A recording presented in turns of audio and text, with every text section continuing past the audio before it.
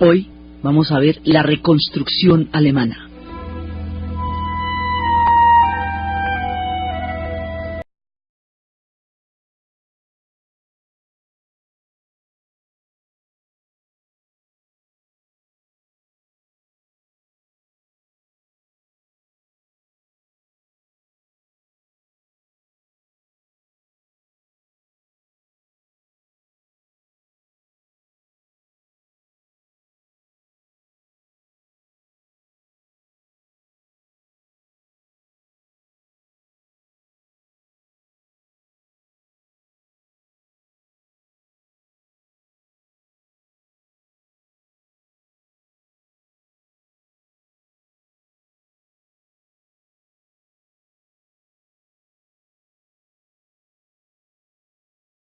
Alemania había quedado en totales escombros.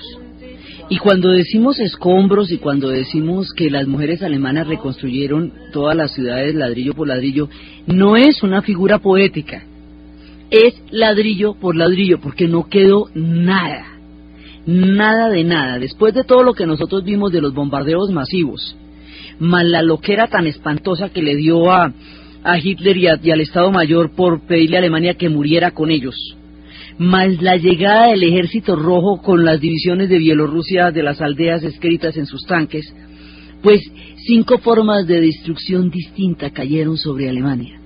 Entonces Alemania entera se volvió un solo escombro. En esos escombros quedaron sepultadas ciudades de más de 700 años, ciudades como Dresden. Alemania se había convertido, como hemos visto, en país hacía muy poco tiempo, o sea, en 1878 se había unificado Alemania. Eso es muy poco para el surgimiento de los estados nacionales, que algunos se habían alcanzado a formar en el siglo XV, como España, como Portugal o como Inglaterra. Así que durante mucho tiempo los alemanes fueron reinos. Cada uno de esos reinos desarrolló una historia personal, una historia propia, con rasgos del alemán propios, con una literatura propia, una cantidad de esas historias que son irrepetibles. Las bibliotecas se pierden en la guerra. Había tantas bibliotecas en Alemania como obras de arte en Italia. Ya hemos hablado cuando estábamos contando los padecimientos de los italianos que el 90% de las obras de arte del mundo están en Italia, y que meterse con Italia por eso era un crimen histórico tan grande. En Alemania pasa eso con las bibliotecas. Alemania es la tierra de la invención de la imprenta. Alemania es la tierra de Lutero, la tierra donde Lutero tradujo la Biblia al alemán y con eso acuñó el idioma alemán. Dueños de la civilización que ellos tienen, los estragos que la guerra hizo sobre esa cultura son completamente invaluables, pero además irrecuperables. La cantidad de libros, además de los bombardeos, añádele la quema de libros, la más grande de la historia, que se presentó durante todas las purgas y las depuraciones a la cultura que hizo el Tercer Reich. Entonces, pues el nivel de devastación cultural, físico, afectivo va a ser absolutamente aterrador. Y para colmo de males, se van a llevar a los hombres para reconstruir Rusia. Habíamos hablado que los prisioneros, toda la cantidad de gente que se rindió, los hombres fueron llevados por el Ejército Rojo, fueron llevados a la Unión Soviética para reconstruir la Unión Soviética, porque ellos, pues para repeler a los alemanes, la Unión Soviética había destruido el 70% de su infraestructura y estaba también muy mal. Se dice que fueron los 2 pueblos que más gente perdió, que más gente perdieron, los alemanes y los rusos. Tuvieron la cuota más alta de sacrificio de toda la Segunda Guerra Mundial. 25 millones los rusos y se calcula, los soviéticos, y se calcula que 19 millones de alemanes. Entonces los que sobreviven van a ser llevados a Rusia y van a trabajar en la Unión Soviética durante 10 años. Muchísimos no volverán. Entonces no hay hombres, no solamente porque murieron, sino porque los que sobrevivieron fueron llevados como prisioneros junto con los italianos. Así que de esta manera no hay quien. Entonces las mujeres alemanas, como habíamos visto, empiezan a reconstruir la figura que muestra el Museo de la Casa de la Historia en Bonn, que es el lugar donde se recrea a nivel de símbolos lo que significó la reconstrucción de Alemania, parte de unos escombros. esos escombros son así, digamos, las batidas, lo que quedó. Entonces dice, esto éramos y de aquí venimos, la destrucción total de la nación, el colapso. Alemania queda invadida. Al quedar invadida, pierde el gobierno se enterró en el búnker con Hitler, porque Alemania, a diferencia de Italia y a diferencia de Japón, no tuvieron una institucionalidad más allá del Tercer Reich que pudiera seguir adelante con la nación una vez perdida la guerra. Eso se volvió una amalgama. El Tercer Reich se tomó de tal manera todas las instituciones de Alemania que no sobrevivió nada que quedase por fuera de la órbita de influencia del nazismo. Así que cuando se suicida Hitler con su combo en el búnker, con él toda la institucionalidad alemana, así que Alemania hay que volverla a reconstruir en todo sentido, jurídicamente y en todo sentido. Quedan invadidos por los norteamericanos, quedan juzgados bajo los procesos de Nuremberg, como hemos visto, y al ser juzgados por aquel que los está invadiendo, eso da una sensación de miedo, porque usted tiene una desventaja muy grande. No solamente perdió la guerra, no solamente capituló, no solamente lo derrotaron, sino que lo están juzgando. Al ser juzgados por los mismos que los están invadiendo y por los mismos que los vencieron, todo el mundo entra en un pánico de poder ser cualquiera un posible reo, digamos un posible prisionero y un posible ejecutado de lo que está pasando, y de ahí es que viene la defensa de que nadie vio nada. Entonces, como que se hubieran puesto de acuerdo, que nadie vio nada. Habíamos visto en otras ocasiones que ni todo el mundo participó en el genocidio, ni tampoco es cierto que nadie vio nada, porque pues es que eso sí pasó delante de todo el mundo. Entonces, el silencio se vuelve, digamos, como una capa de protección frente a la invasión y frente a la conciencia de la propia vergüenza de todas las cosas que pasaron.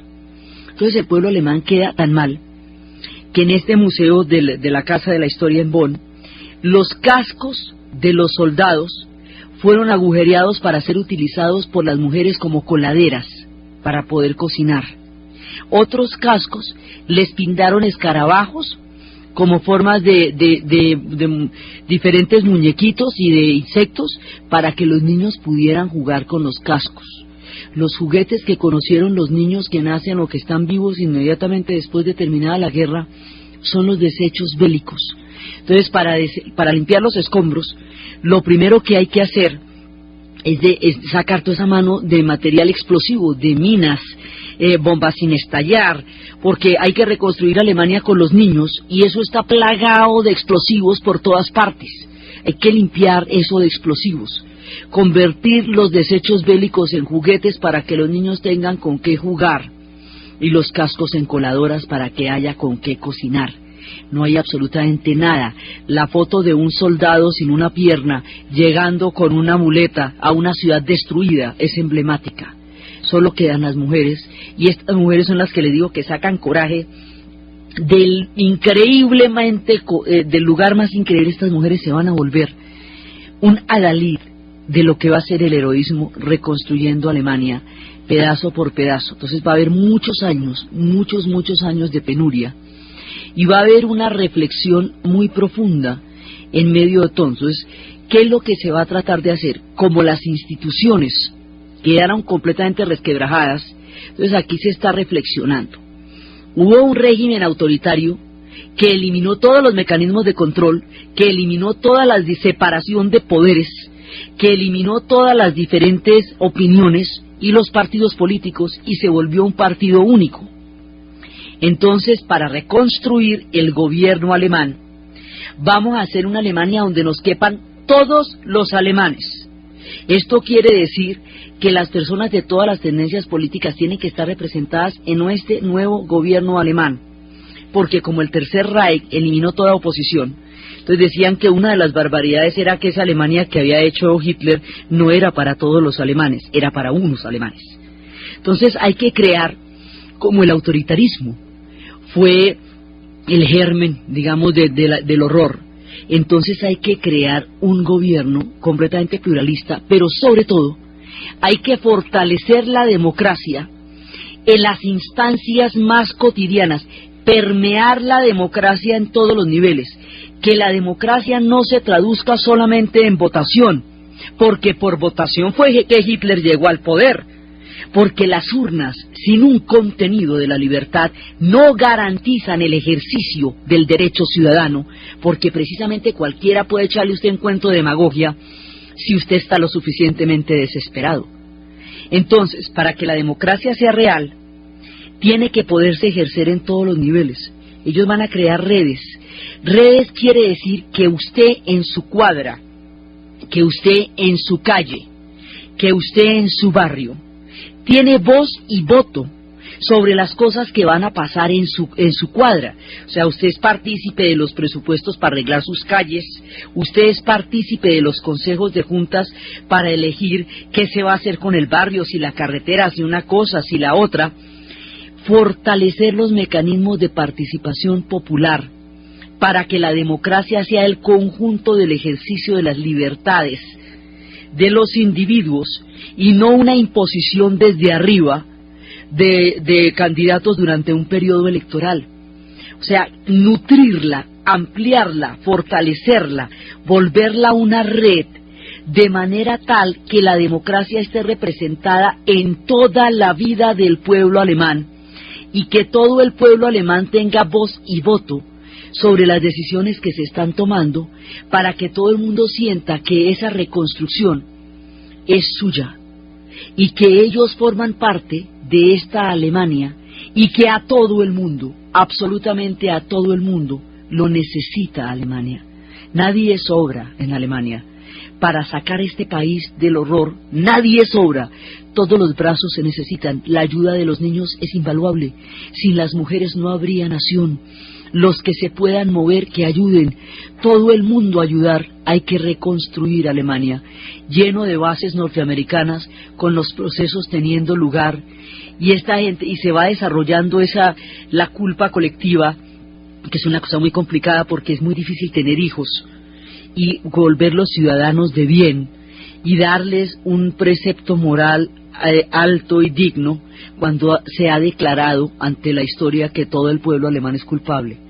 Digamos, es muy difícil y eso va a ser una cosa muy compleja para ellos de manejar, la culpa colectiva. Un pueblo que además de derrotado quedó culpable, quedó señalado por la devastación que produjo la Segunda Guerra Mundial. Entonces ellos tienen que reconstruirse con muy bajo perfil, tan bajo perfil que la capital de esta Alemania va a ser Bonn, no Berlín.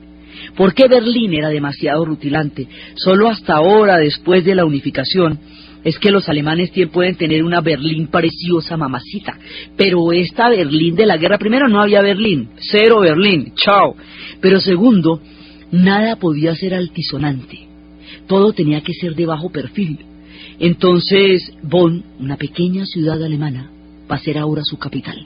Por eso allá está la Casa de la Historia. Y en la Casa de la Historia es el recorrido cotidiano de los 4 planes que había para dividir Alemania, de cómo quedó dividida en 4 sectores que no se ponían de acuerdo además para la foto. Entonces los franceses opinaron una cosa, los ingleses otra, los norteamericanos otra, los soviéticos otra, y los alemanes pues mire a ver cómo acomodamos la silla, porque es que también cómo hago para pararle bolas a todo el mundo a tiempo, ¿ve? Entonces, porque es que reconstruir una nación, estando usted invadido, es complejo. Es complejo porque usted no tiene un nivel de autonomía, puede reconstruirse por dentro, pero está súper vigilado. Entonces, los ejércitos quedaron prohibidos en Alemania. Lo que para un pueblo que tiene un imaginario guerrero tan poderoso y tan profundo, es una herida muy fuerte, porque ellos eran soldados guerreros. Entonces, bueno, ahora no se va a poder jugar ni con soldaditos de plomo, ¿entendió? Nada. Entonces, no hay ejércitos. Por otro lado, no puede haber, obviamente, armamento. Entonces, hay prohibición de armamento.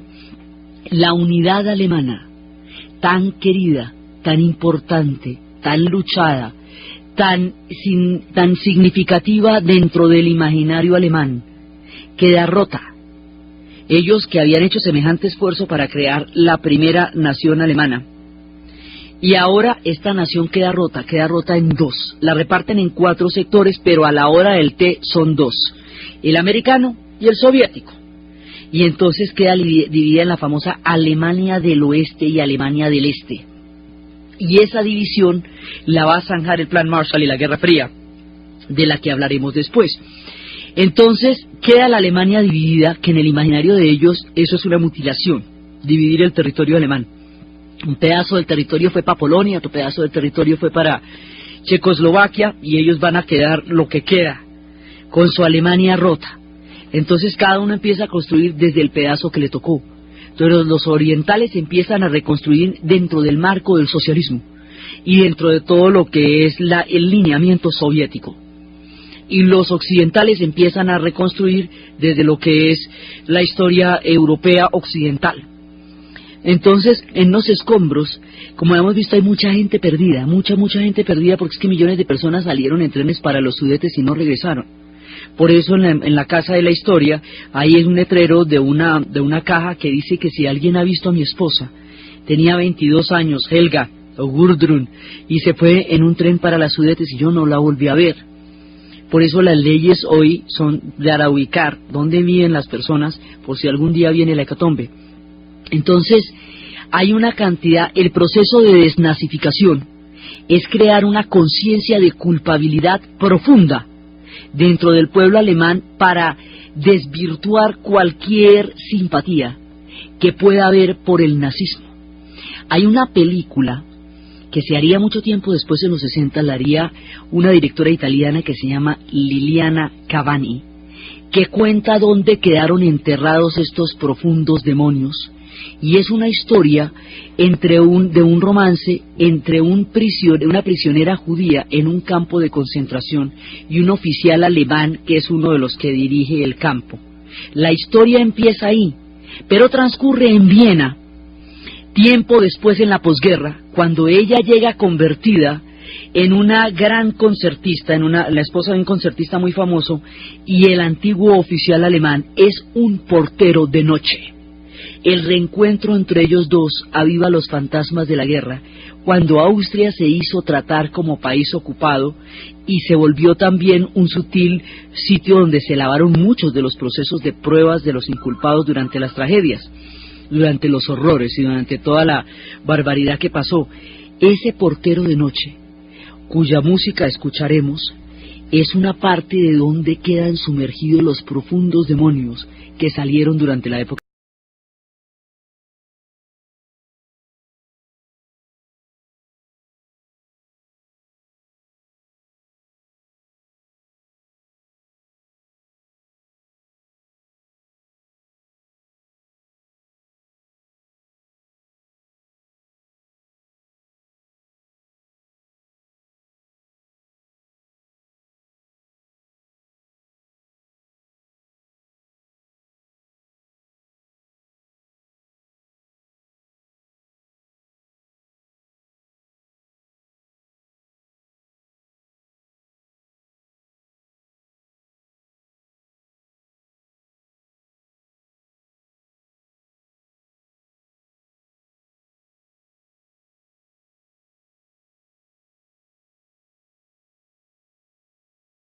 Esta película muestra dónde quedaron escondidos los demonios, los profundos demonios, porque mucha gente huyó. Habíamos visto que muchos de los verdaderos responsables nunca comparecieron, o fueron a Sudamérica y hicieron diferentes pactos, o algunos se suicidaron, otros se fueron para Austria, y la película en cuestión, que es una película de posguerra, narra cómo uno a uno se han ido desapareciendo las pruebas de una red de antiguos oficiales nazis que ahora viven en Viena. Y con la llegada, con el encuentro y la reanudación del romance del oficial con la chica judía, hay una testigo viva de lo que pasó, que puede poner a toda la red en peligro. Y el hombre, el antiguo oficial, siente por ella la misma pasión que cuando la conoció en el campo, y los van cercando y cercando, y mientras se desarrolla el amor de ellos, un amor tórrido, absolutamente sórdido, en un marco sepia, con unas imágenes de flashback aterradoras sobre cómo se conocieron en los campos de concentración. Una de las películas duras, realmente, a uno en estos tiempos sigue siendo una película muy dura, porque Liliana Cavani tiene un cine muy fuerte. Cuando le preguntaban si sus películas eran obscenas, decía que lo único obsceno era la violencia. y que la película se había hecho en Viena porque Viena era la protagonista de una historia terrible, que cómo era que la capital más avanzada y civilizada de Europa hubiera registrado tales niveles de barbarie en el momento en que se precipitó, en que llegó el nazismo e imperó. Entonces, con esto muestran cómo hay una cantidad de mundos secretos profundos ahí durante todo este proceso, hasta que finalmente la chica de la película se pone su pijamita del campo de concentración y él se pone su traje de oficial alemán y salen a caminar por la calle para que la red los fusila. Se llama portero de noche porque desde esas épocas él no podía soportar la luz del día, no podía mirar el día y por eso tenía que trabajar durante la noche y estar oculto durante el día. Fue la secuela que le quedó de la guerra. Entonces están los demonios, y estos demonios de los que no va a hablar la sociedad alemana durante mucho tiempo van a ser analizados profundamente por la Escuela de Frankfurt. Y la Escuela de Frankfurt analiza el problema del autoritarismo. Entonces dice, el problema del autoritarismo es que hay un concepto de la obediencia tan introyectado que se puede poner al servicio de causas tan supremamente terribles como el del Tercer Reich y la gente obedece ciegamente. Hay un imaginario de respeto a la autoridad y de no cuestionamiento a las órdenes que los hace terriblemente vulnerables a diferentes tendencias históricas. Por eso el fortalecimiento institucional de la democracia es una de las garantías de que Alemania salga adelante, porque si todavía se puede mandar por la fuerza, porque si todavía puede haber quienes imperen porque poseen la fuerza y la capacidad para intimidar o matar al otro, y solo por eso hagan una presencia de autoridad en una región, el germen que los llevó a la hecatombe sigue vivo. Por eso es tan importante que toda la gente participe y se sienta integrada al proceso de reconstrucción, la gente que queda. Entonces, la Escuela de Frankfurt analiza el suicidio de la razón y habla de la razón instrumental. Dice que la razón, concebida como una luz a partir de la cual la humanidad tuviera parámetros claros y civilizadores y progresistas para juzgar sus instituciones y elevar el conocimiento a una capacidad de ejercer la libertad. Esa razón de la Ilustración se convirtió en una razón instrumental, es decir, se pervirtió el concepto de la razón y se trató de llevar la razón como un instrumento al servicio del totalitarismo. Esto es muy importante en Alemania porque es que hay que ver que ellos son los filósofos más duros de la tradición de Occidente. Entonces usted si se pregunta qué pasó con Kant y qué pasó con Hegel y qué pasó con Marx en Alemania para que la gente termine sirviendo a unos amos tan terribles. Dice, mire, el concepto de razón se pervirtió hasta el punto de ponerse a obedecer el autoritarismo más ciego. Entonces vamos a revisar este suicidio de la razón. Entonces Marcuse, él va a desarrollar sus trabajos en Estados Unidos, pero es uno de los miembros más importantes de todo este análisis. Él va a hacer un análisis en lo que se llamaría Eros y civilización, va a hacer un análisis sobre dos elementos fundamentales que mueven la psiquis del hombre, la sexualidad y el miedo a la muerte. Cuando se controla la sexualidad de una sociedad y se le controla el miedo a la muerte, se controla la psiquis de las personas. Entonces ellos analizan ¿cuáles son los diferentes elementos de manipulación psicológica, política, psicoanalítica que se hicieron durante el Tercer Reich para lograr estos niveles de obediencia y de ceguera de tanta gente en el pueblo alemán para ver qué fue lo que pasó? Y ese es el estudio de ellos, el problema de la autoridad, el problema de la obediencia ciega y el problema del control sobre el tánatos y el control sobre el erotismo. El tánatos como proyecto, porque cuando usted dice que la guerra es el objetivo final de un proyecto político y es a donde el proyecto debe llevar, usted lo que está proponiendo es la muerte como plan. Venga, matémonos todos, uy, qué maravilla. Entonces, esto es el tánatos, la fuerza del tánatos. Recordemos que estas palabras vienen de Freud, que hablaba de la fuerza de la muerte como el tánatos y de la fuerza de la vida como el eros. Entonces hay un profundo estudio dentro de lo que se llamaría la Escuela de Frankfurt, hoy la teoría crítica de la sociedad, sobre qué les pasó. Pero estos son unos intelectuales que están debatiendo entre ellos. Muchísimos habrían tenido que salir de Alemania durante las eras del Reich porque era imposible que pudieran generar pensamiento en esa época. Y estaba más bien Martin Heidegger, uno de los grandes filósofos del siglo XX, manchado por la vanidad de haber dirigido la cátedra oficial de la Universidad Alemana durante la época de Hitler, y siendo uno de los grandes filósofos, pero incurrió en eso como pasó, digamos, con muchos intelectuales, que unos entendieron la dimensión de lo que estaba pasando, como Bertolt Brecht, y otros se dejaron seducir, como Martin Heidegger. Husserl se fue, porque es que cuando nos metemos con los alemanes nos estamos metiendo con la filosofía de lleno. Entonces ahí hay que ponernos a la altura de un pueblo que es capaz de toda esa profundidad. Y en la literatura habíamos hablado de cómo Günter Grass y Heinrich Böll muestran en la vida cotidiana cómo ese tipo de fantasmas todavía estaban presentes dentro de la cultura alemana. Entonces, ¿qué es lo que van a tener que hacer los alemanes para poder reconstruirse? Es que van a tener que aprender a vivir con sus demonios. Los pueblos no dejan de tenerlos, todos los pueblos tenemos demonios. El truco es conjurarlos de una manera tal que no devasten al pueblo, que no le impidan salir adelante, que se puedan manejar de una manera en que el progreso y la reconstrucción tengan posibilidades. Sigue la gente reconstruyéndose, vuelve a aparecer la radio. La reconstrucción de la radio también es muy importante porque la radio era la propaganda del Reich. Habíamos hablado de una novela al respecto que se llamaba Madre Noche, donde un tipo le mandaba claves a los aliados en alemán a través de las emisoras del Tercer Reich, pero era tan elocuente que más bien convencía a la gente que se volviera nazi de lo elocuente que era. Entonces, la radio, empiezan a aparecer las emisoras locales, con los idiomas locales, con las variantes del alemán a nivel de las localidades. Después de la campaña de desnazificación, que es todo el enfrentamiento de la culpa colectiva, empiezan a aparecer, después de años de penuria, productos en el mercado.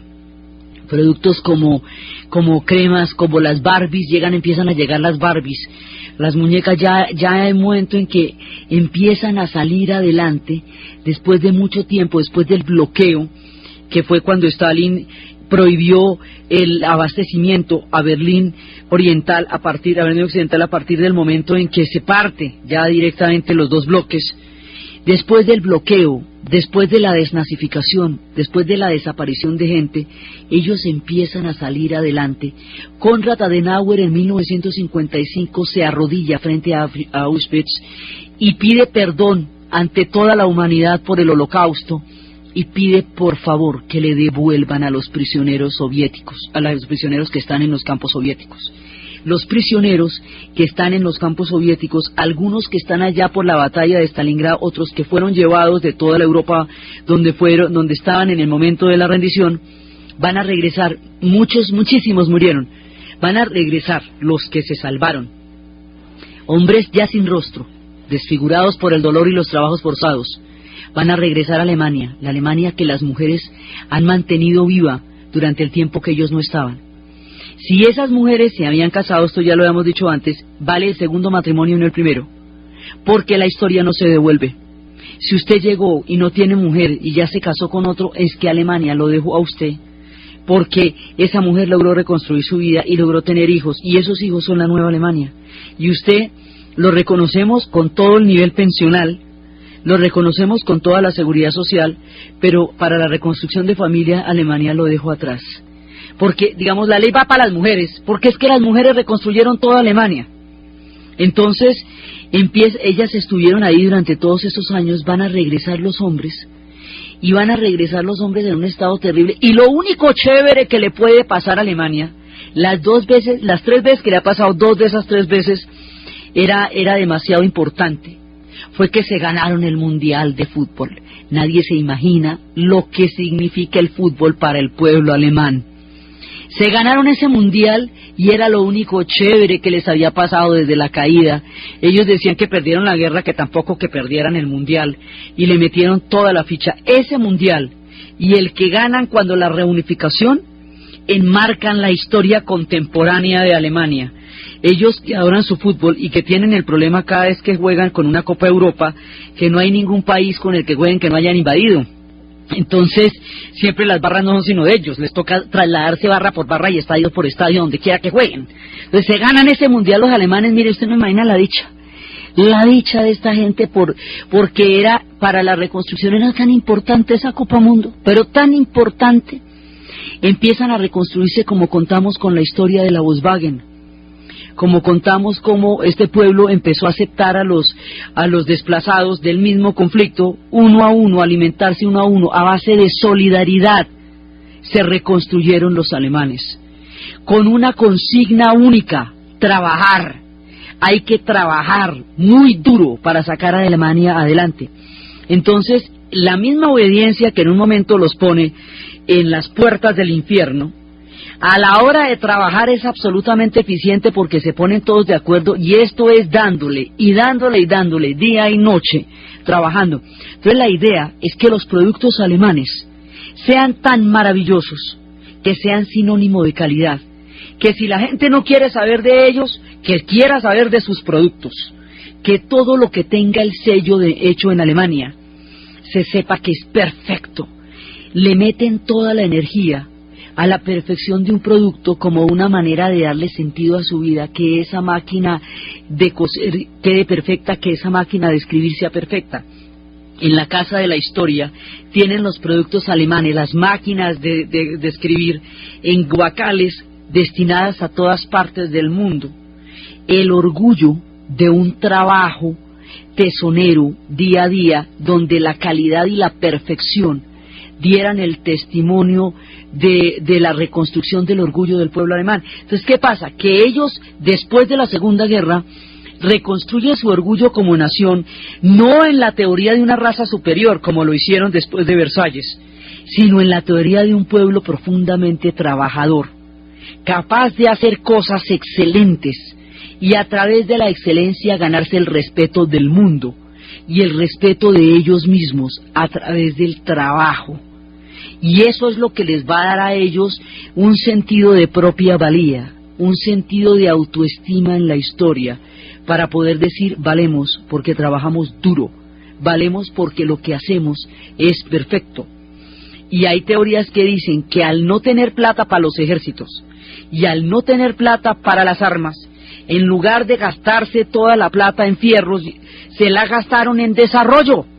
Entonces dicen que la prosperidad de Japón y la prosperidad de Alemania, y en un caso más reciente de nosotros en Costa Rica, se debe a que no tienen ejércitos y se debe a que gastaron mucho tiempo en la plata que se iba en las guerras, se reactivó a través del trabajo, y fue por el trabajo que se reconstruyó el esquema del empleo en Alemania, y no por la guerra.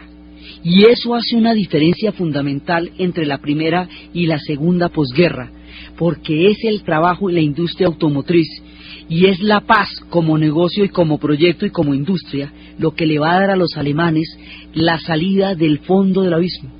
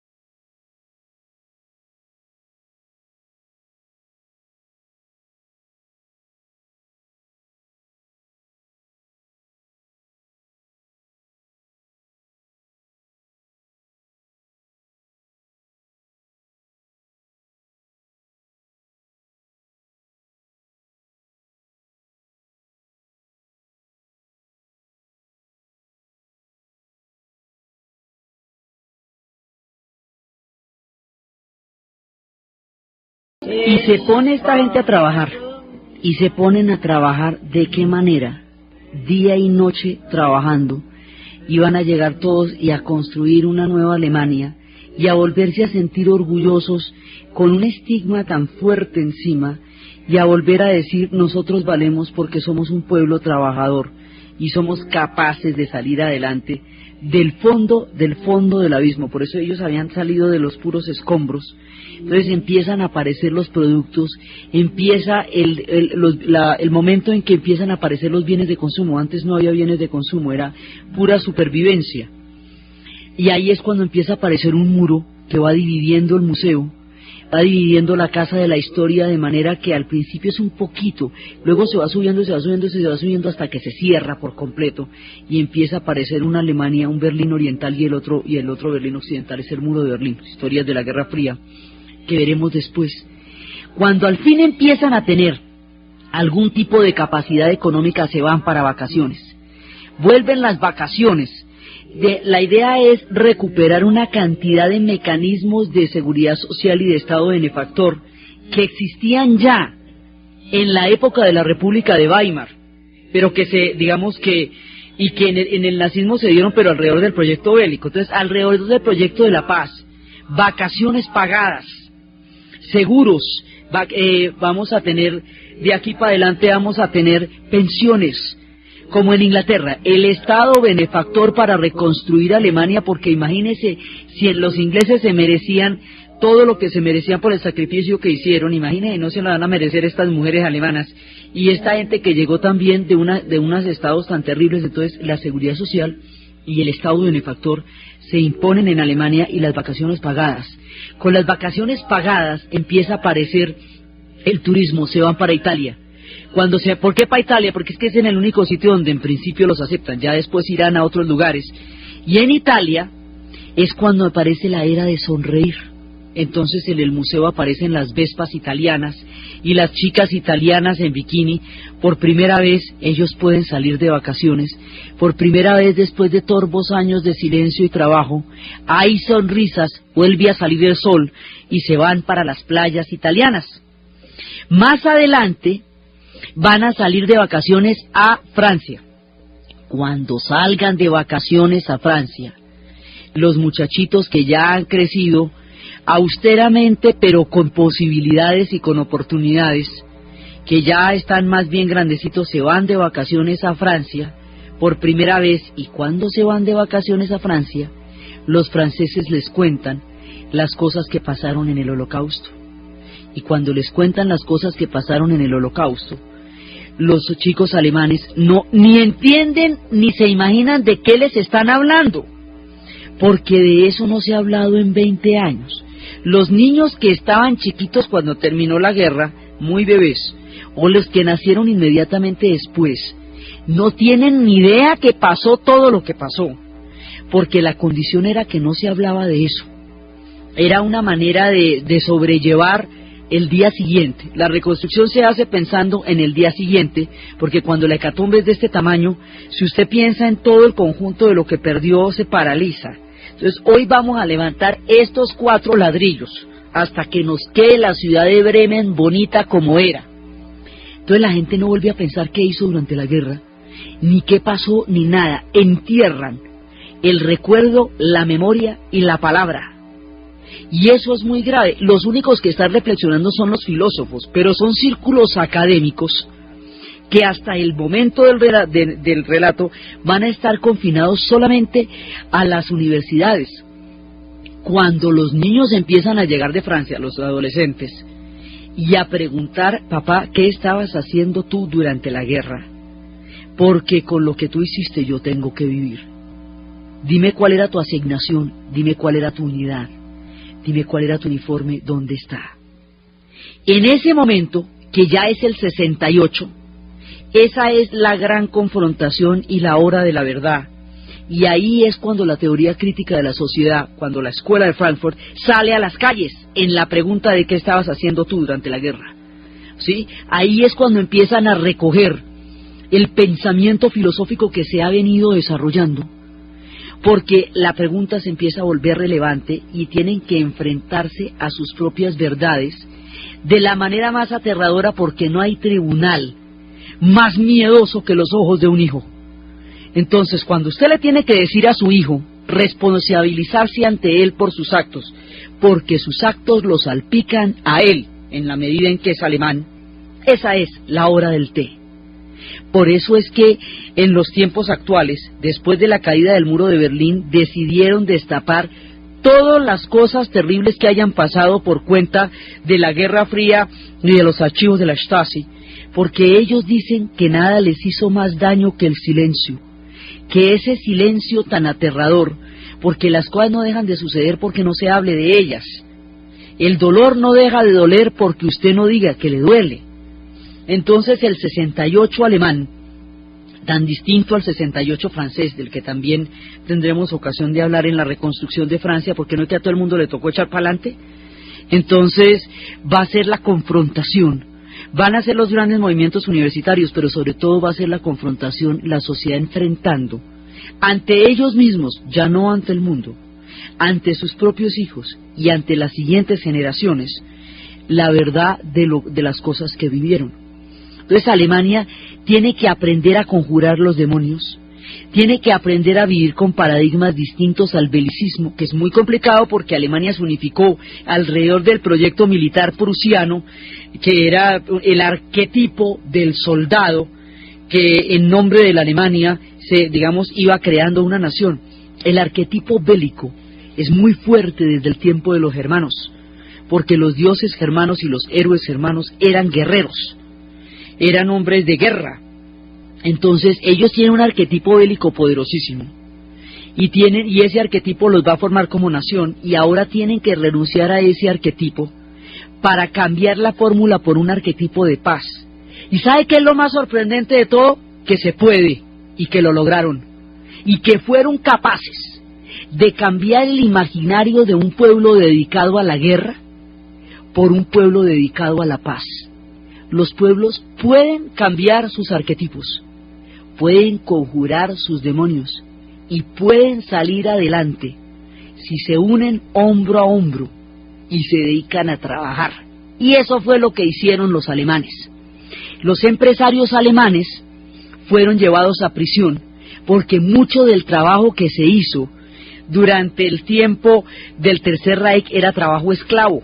Era trabajo con prisioneros, que fue lo que pasó con la fábrica de Hugo Boss, que les cayó una contratación de los uniformes de la Gestapo y ellos no tenían con qué dar abasto al contrato, entonces trajeron prisioneros. Entonces los empresarios van a estar presos. Y como en todo, no todos los empresarios trabajaron con esclavos, y sí hubo trabajo esclavo en Alemania. Por eso la línea que divide una cosa de la otra es tan difícil de señalar en la historia, porque no hubo, digamos, un momento en que eso se pudiera dar. Entonces salen los empresarios, algunos sí son culpables, otros no, pero todos fueron a parar a la cárcel. Entonces los hombres se fueron, unos están reconstruyendo la Unión Soviética y no van a llegar hasta el 55, otros van a estar en la cárcel. O sea, el drama desde el punto de vista de los hombres es casi de extinción. Entonces las mujeres alemanas, aparte de heroicas, eran las únicas que quedaban. Cuando estamos hablando de todo este trabajo, pues estamos hablando de las mujeres alemanas. Hay veces, hay historias tan trágicas como una novela que hablaba de una mujer, de una viejita, que le regalaron en Navidad, le regalaron una lavadora y una licuadora, y le regalaron un poco de electrodomésticos, y entonces ella se suicidó porque Alemania ya no la necesitaba. Alemania ya había salido adelante y ya ella no era necesaria. O sea, tuvieron que desarrollar el profundo misticismo y el profundo simbolismo que este pueblo tiene como característica cultural para un proyecto de paz, para un proyecto de desarrollo y para un proyecto de progreso. Y tuvieron que meterle toda la ficha, digamos, el sentido de la vida de la gente era reconstruir Alemania. El trabajo de cada día, porque a esto les pasa lo mismo que los japoneses. Se quedan sin razones para vivir y al otro día hay que levantarse. Entonces, ¿qué razón tenemos para vivir? Reconstruir Alemania.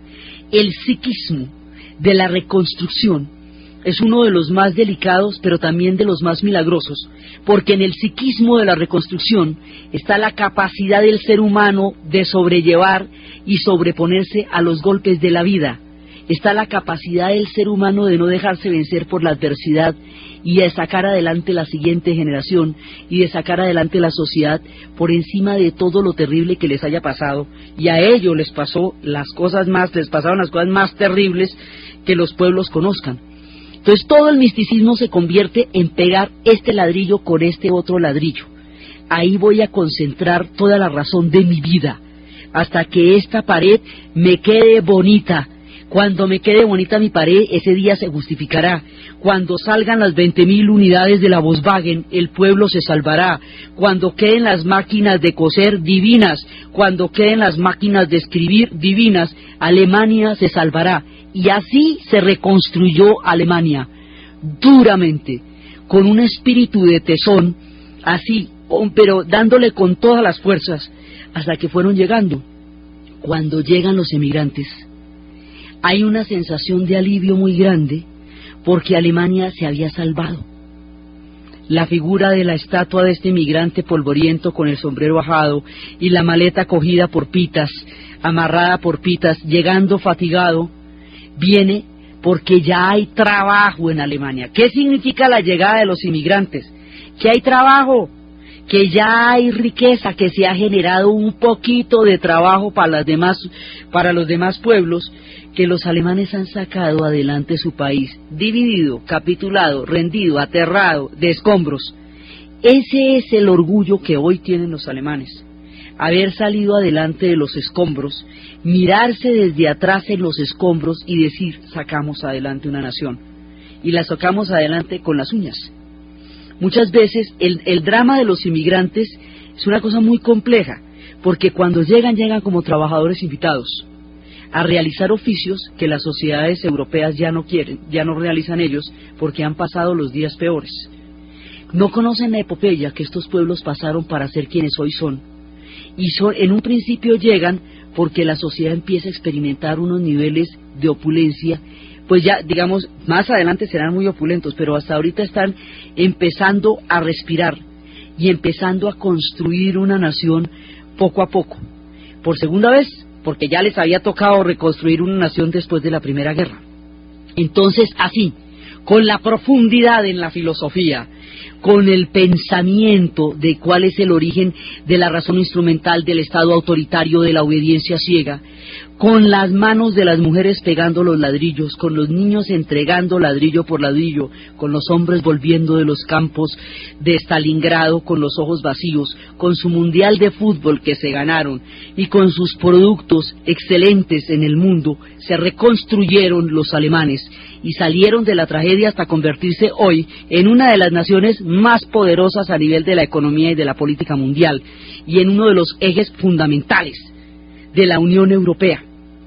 La historia de cómo se reconstruyó Japón después de la bomba atómica y al otro día por la mañana, y qué le pasó al pueblo del Imperio del Sol y a sus vecinos que también dieron días muy duros en China y en Corea. La historia de los pueblos del Asia y de cómo el Japón volvió a ver el sol de la historia después de que el sol se había ocultado para ellos, es lo que vamos a contar en el siguiente programa. Entonces, desde los espacios de la esperanza de la reconstrucción, de la solidaridad como camino, desde los espacios del heroísmo de quien pega ladrillos para sacar adelante un país en ruinas, de que siente el orgullo por el trabajo que ha sido capaz de realizar, del cambio de paradigmas para ser una sociedad mucho más integrada y democrática, y de todas las profundas transformaciones psicológicas que tuvo que hacer Alemania para surgir de las cenizas. En la narración, Diana Uribe, en la producción, Jessy Rodríguez, y para ustedes, feliz doménica. Es ladrillo por ladrillo, porque no quedó nada, nada de nada. Después de todo lo que nosotros vimos de los bombardeos masivos, más la loquera tan espantosa que le dio a Hitler y al Estado Mayor por pedirle a Alemania que muriera con ellos, más la llegada del Ejército Rojo con las divisiones de Bielorrusia de las aldeas escritas en sus tanques, pues 5 formas de destrucción distinta cayeron sobre Alemania. Entonces Alemania entera se volvió un solo escombro. En esos escombros quedaron sepultadas ciudades de más de 700 años, ciudades como Dresden. Alemania se había convertido, como hemos visto, en país hacía muy poco tiempo, o sea, en 1878 se había unificado Alemania. Eso es muy poco para el surgimiento de los estados nacionales, que algunos se habían alcanzado a formar en el siglo XV, como España, como Portugal o como Inglaterra. Así que durante mucho tiempo los alemanes fueron reinos. Cada uno de esos reinos desarrolló una historia personal, una historia propia, con rasgos del alemán propios, con una literatura propia, una cantidad de esas historias que son irrepetibles. Las bibliotecas se pierden en la guerra. Había tantas bibliotecas en Alemania como obras de arte en Italia. Ya hemos hablado cuando estábamos contando los padecimientos de los italianos que el 90% de las obras de arte del mundo están en Italia y que meterse con Italia por eso era un crimen histórico tan grande. En Alemania pasa eso con las bibliotecas. Alemania es la tierra de la invención de la imprenta. Alemania es la tierra de Lutero, la tierra donde Lutero tradujo la Biblia al alemán y con eso acuñó el idioma alemán. Dueños de la civilización que ellos tienen, los estragos que la guerra hizo sobre esa cultura son completamente invaluables, pero además irrecuperables. La cantidad de libros, además de los bombardeos, añádele la quema de libros, la más grande de la historia, que se presentó durante todas las purgas y las depuraciones a la cultura que hizo el Tercer Reich. Entonces, pues el nivel de devastación cultural, físico, afectivo va a ser absolutamente aterrador. Y para colmo de males, se van a llevar a los hombres para reconstruir Rusia. Habíamos hablado que los prisioneros, toda la cantidad de gente que se rindió, los hombres fueron llevados por el Ejército Rojo, fueron llevados a la Unión Soviética para reconstruir la Unión Soviética, porque ellos, pues para repeler a los alemanes, la Unión Soviética había destruido el 70% de su infraestructura y estaba también muy mal. Se dice que fueron los dos pueblos que más gente perdió, que más gente perdieron, los alemanes y los rusos. Tuvieron la cuota más alta de sacrificio de toda la Segunda Guerra Mundial. 25 millones los rusos y se calcula, los soviéticos, y se calcula que 19 millones de alemanes. Entonces los que sobreviven van a ser llevados a Rusia y van a trabajar en la Unión Soviética durante 10 años. Muchísimos no volverán. Entonces no hay hombres, no solamente porque murieron, sino porque los que sobrevivieron fueron llevados como prisioneros junto con los italianos. Así que de esta manera no hay quien. Entonces las mujeres alemanas, como habíamos visto, empiezan a reconstruir la figura que muestra el Museo de la Casa de la Historia en Bonn, que es el lugar donde se recrea a nivel de símbolos lo que significó la reconstrucción de Alemania. Parte de unos escombros. Esos escombros son así, digamos, las batidas, lo que quedó. Entonces dice, esto éramos y de aquí venimos. La destrucción total de la nación, el colapso. Alemania queda invadida.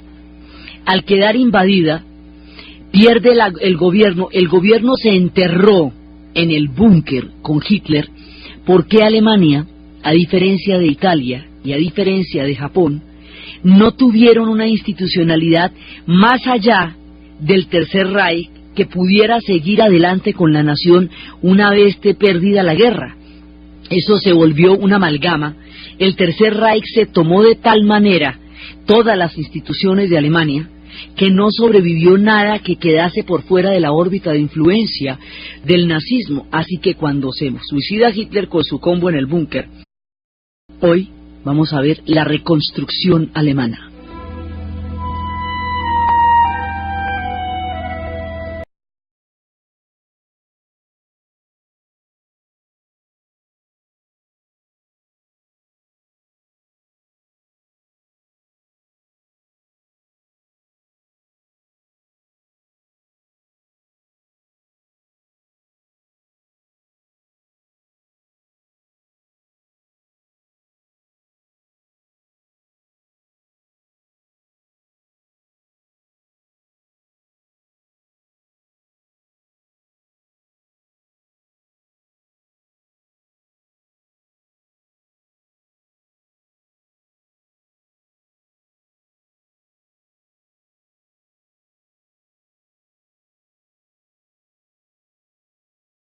Alemania había quedado en totales escombros. Y cuando decimos escombros y cuando decimos que las mujeres alemanas reconstruyeron todas las ciudades ladrillo por ladrillo, no es una figura poética.